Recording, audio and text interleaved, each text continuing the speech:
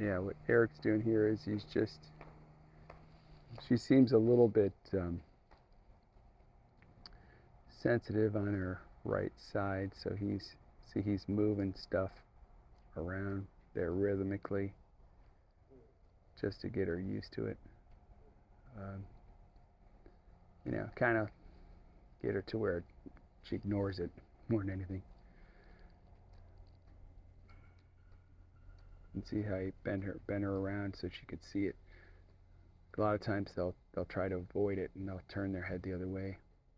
Go la la la, it's not happening. La la la, it's not happening. So he's just like, relax, girl, relax.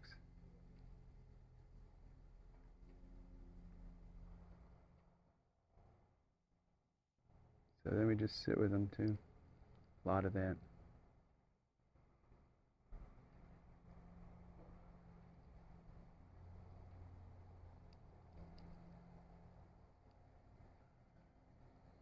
See, like I pointed out too, like we start them in the rope halter like this.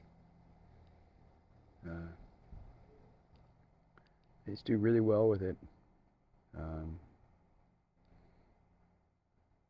and if you do have to pull on them to pull their head out or away or something like that, or we could just call it jerking on them and bumping on them and all that kind of stuff. Well, you're not in their mouth. You try to protect their mouth, um, and because the point is to the reason you go into a bit is to get more subtle and lighter, not because you need more control. And so, like in this kind of situation, if she were to just, I don't know, she's not going to, but like I'll just make up something. If she were to just get spooked and want to leave the country, he'd grab a hold of that and bump her and try to pull her head around um, to get her to slow down and get her back to thinking about him. And they're used to the rope halters and being led and moved out of our space and all sorts of stuff. And so it makes sense to them.